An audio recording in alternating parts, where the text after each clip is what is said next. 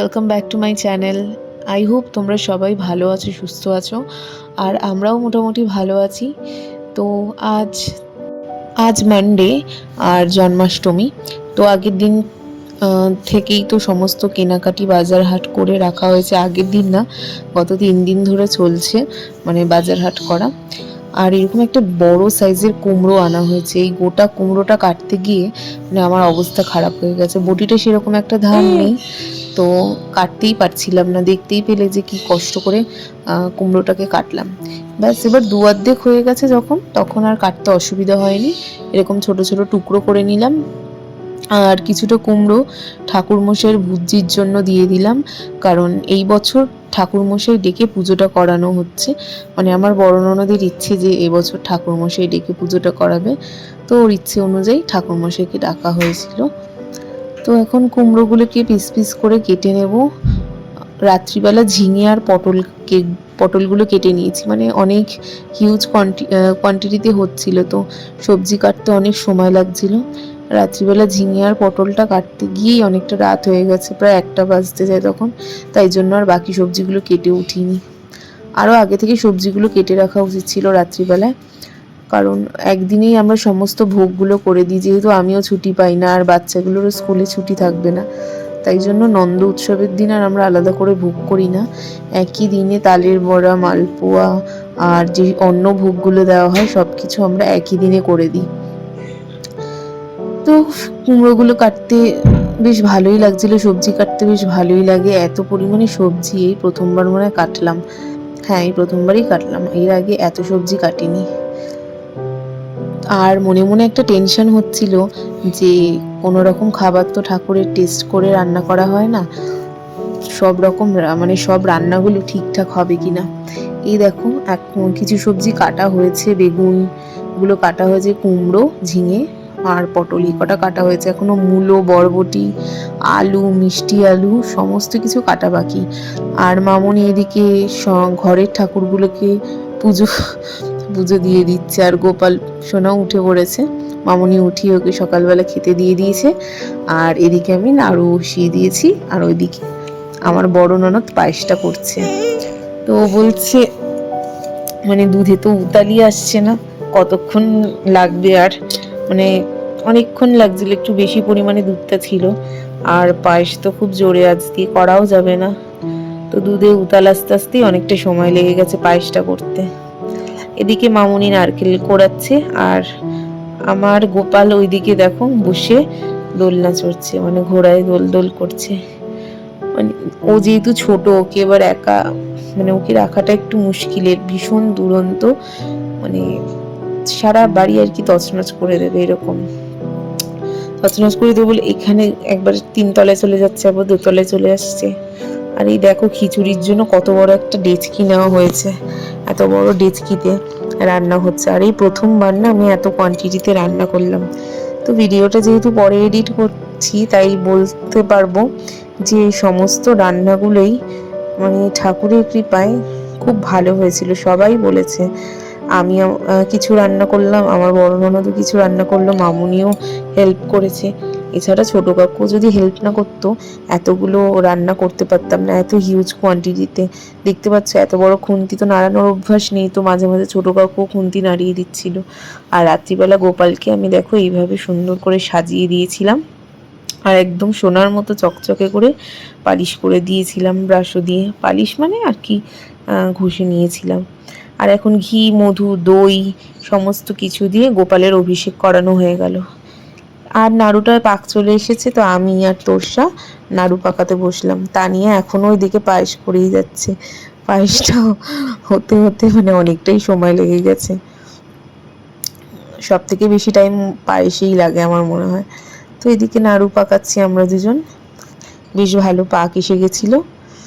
আর গল্প করছি সবাই মিলে। তোরসা বলছে তোমার মুখটা তো দেখাচ্ছে না, শুধু আমাকেই দেখাচ্ছে, তাই জন্য একবার আমার মুখটা দেখিয়ে দিলাম। আর এখানে গোপালের স্নান চলছে, ঘি মাখিয়ে দিলাম। মানে তখন ভিডিওটা অর্ধেক করা ছিল, পরে আবার মানে ওই ভিডিওটা একটু আগে চলে গেছে আর কি। আর দুধ, গঙ্গা জল সমস্ত কিছু ফুল দিয়ে জলটা রেডি করে নিয়েছিলাম, আর দুধ দিয়ে স্নান করাবো এরপরে। মুখটার মধ্যে মাখাইনি, একটু চিটচিট করবে। আমার মনে হয় যে আমাদের গায়ে এগুলো দিলে কেমন লাগবে, তো ঠাকুরেরও সেরকম হয়তো একটু চিপচিপে বোধ হবে। যাই হোক, এটা সম্পূর্ণ আমার নিজের থিঙ্কিং। এটার সাথে অনেকে একমত, অনেকে কেন, কেউই হয়তো একমত হবে না। এ সমস্ত ভাবনা আমার মাথাতেই হয়তো আসে। তো এখন দুধ দিয়ে স্নান করিয়ে দিলাম, আর তারপরে সবশেষে জল দিয়ে, পরিষ্কার জল দিয়ে গোপালকে স্নান করিয়ে নেব। আর গোপালের সাথে সাথে আজকে কিন্তু লোকনাথ বাবারও জন্মদিন। আমাদের বাড়িতে দুটো লোকনাথ বাবা আছে, ওনাদের জন্যও জামা কাপড় কিনে এনেছি, ওনাদেরকেও পুজো করা হবে আজকে। তো এই যে গোপালের স্নান হয়ে গেল, আর জামাগুলো তোমাদেরকে আগে দেখানো হয়নি। এবারে জামার রংটা অনুযায়ী ওর আইশ্যাডোটা করেছি, গোপালের আইশ্যাডোটা করেছি। জামার রংটা এত মিষ্টি আর এত সুন্দর জামাটা বানিয়েছি এবার আন্টি। মানে আগেও তোমাদের বলেছি যে আমি একজন আন্টির থেকে জামা কাপড়গুলো বানাই, তো এইবার জামার কালারটা খুব মিষ্টি বানিয়েছে, আর জামাটাও ভীষণ সুন্দর। মানে ওনার জামা সবসময় পছন্দ হয়েই যায়। দোকানে গেলে তো এটা ওটা দেখি আমরা কিনি, কিন্তু উনি যেটা এনে বানিয়ে দেন সেটাই পছন্দ হয়। তো এখন খিচুড়িটা, চাল ডালটা এক জায়গায় সেদ্ধ করে নিয়েছিলাম, আদা বাটা, লঙ্কা বাটা, হলুদ, নুন দিয়ে। এখন খিচুড়ির মশলাটা বানিয়ে নিচ্ছি। তো এত মশলা দেখে ভাবছো যে কত মশলা আনজানে দিয়েছি, কিন্তু একদম ঠিকঠাকই হয়েছিল। খিচুড়ির পরিমাণটা যেহেতু বেশি ছিল, তাই মশলাটাও বেশি পরিমাণে কষিয়ে নিয়েছি। এই দেখো গোপালকে কি সুন্দর লাগছে জামাটা পরে, একদম আমার মনের মতো, একদম মিষ্টি সুন্দর লাগছে। নতুন চুল পরেছে, নতুন ড্রেস পরেছে। আর এই বড় কড়াইয়ের মধ্যে এক কড়াই দেখো লাবড়ার তরকারি হয়েছে। বেগুনগুলো তো আগে ভেজে তুলে রেখেছি, নাহলে তো বেগুনগুলো দিলে একদম গলে যাবে। আর ওদিকে আলুর দমটা হচ্ছে, তানিয়া করলো আলুর দমটা। আর আমি একটু মাপঝোপগুলো বলে দিলাম, কী কী মশলা কতটা পরিমাণে দিতে হবে। আর এদিকে ছোটো কাকু, তিনজনে মিলে করলাম। আর পনিরগুলো কাটা হয়ে গেছে, এখানে পনির রান্না করব। তোরসা দেখো, ও আবার লুচি বেলে দিচ্ছে, মামনিকে লুচি ভাজা হচ্ছে। আর আসল কাজটা এখনও ঠাকুরের সিংহাসন সাজানোই হয়নি। এখন আমি এলাম আবার পোলাওটা রান্না করতে, পোলাওটা বসিয়ে দিচ্ছি। মানে কিছু কিছু রান্না আমি একটু বসিয়ে চলে যাচ্ছি, আবার সিংহাসন সাজাচ্ছি, আবার আসছি এসে করছি। আর তখন সেই সময় ছোটো কাকু ওগুলো একটু নাড়িয়ে দিচ্ছে। তো পোলাওটা আগে বাসন্তী পোলাও করব, তো পোলাও চালটা অনেক সময় মেখে নিলেও হয়, কিন্তু আমার মা, আমার দিদা কোনোদিনও এরকম মেখে করে না, এইভাবেই ঠিক পোলাওটা করে। ঘিয়ের মধ্যে গোটা গরম মশলা ফোড়ন দিয়ে, তেজপাতা দিয়ে, আদাগুলো এরকম জুলিয়ান করে কেটে নিয়ে ভালো করে একটু ফ্রাই করে নিয়ে তার মধ্যে জল দিয়ে দিতে হবে পরিমাণ মতো। মানে যতটা চাল তার ডবল জল, কিন্তু ডবল দিই না, আমি একটু কম দিই, কারণ অতটা বেশি জল দিলে বেশি হয়ে যায়। পোলাওটা দেখি একটুখানি বেশি সেদ্ধ হয়ে যায়, তাই জলটা একটু কম দেবে, ডাবলের কম দেবে। আর এখানে দেখো সাজানো এখনও চলছে। সাজানোটা তো আমার কাছে মানে খুবই একটা ইম্পর্টেন্ট কাজ, মানে সুন্দর করে না সাজালে তো হবেই না। এই দেখো সব রকমের ভোগ ঠাকুরকে সাজিয়ে দেওয়া হয়েছে। পোলাও হয়েছে, খিচুড়ি হয়েছে, লাবড়া হয়েছে, পনিরের তরকারি হয়েছে, আলুর দম হয়েছে, 5 রকমের ভাজা হয়েছে, মিষ্টি, পিঠে, নাড়ু, সমস্ত কিছু, মালপোয়া, তালের বড়া সব দিয়ে একদম ঠাকুরকে মনের মতন করে দিয়ে সাজিয়ে দিলাম। মানে মনটা এত ভালো লাগছিল, এত সুন্দর করে ঠাকুরকে দিতে পারলাম। সবাই মিলে অবশ্য চেষ্টা না করলে এটা একদমই পসিবল হতো না। আর মাখন মিষ্টি দিয়েছি, সেটা তো গোপালের প্রিয়। পায়েস করা হয়েছে, সুজি, লুচি, এগুলো তো ভুলেই গেছিলাম বলতে। তো 21 রকমের পদ করা হয়েছে ঠাকুরের জন্য। এই দেখো লাস্টে কী হলো, একটা সাদা রঙের লাইট খারাপ হয়ে গেল, তাই জন্য মানে আলোটা ঠিক মতো বোঝা যাচ্ছে না, দিনের বেলা তো, তাই জন্য একটু আলোটা কম কম লাগছিল। মানে একদম এন্ড মোমেন্টে পুজো বসার আগে একটা লাইট নিভে গেল। আর এই দেখো বড় বড় ডেচকি করে রান্না করা হয়েছে। আর এই হাঁড়ি কড়াইগুলো সব নতুন কেনা হয়েছে, বড় বড় কড়াইগুলো। হাঁড়িটা তো সকালবেলায় কিনে আনলো পুজোর দিন। আর সামনেটাও এরকম গাঁদার মালা দিয়ে সাজানো হয়েছে।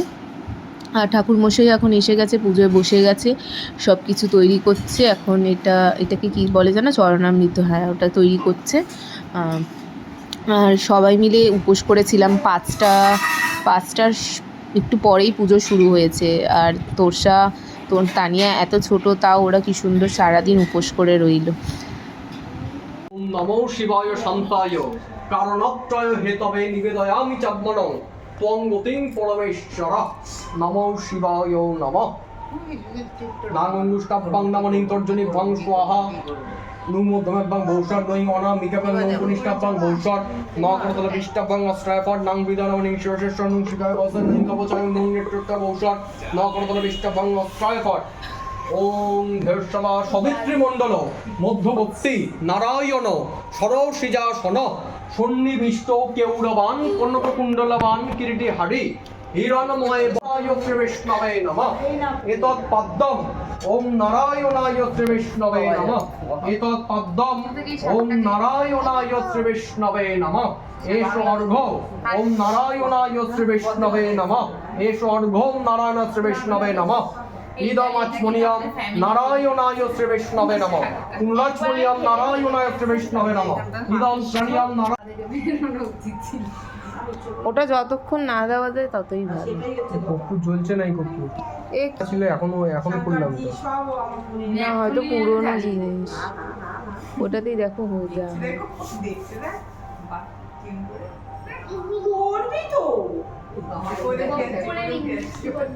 জানি না বাংলা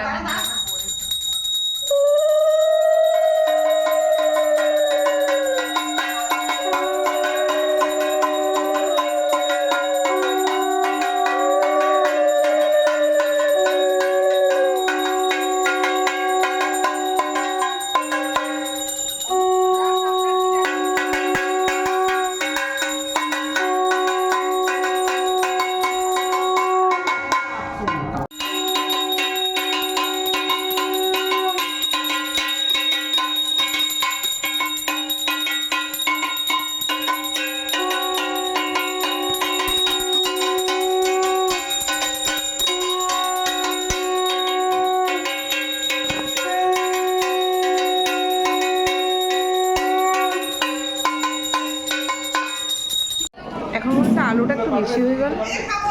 কি গো,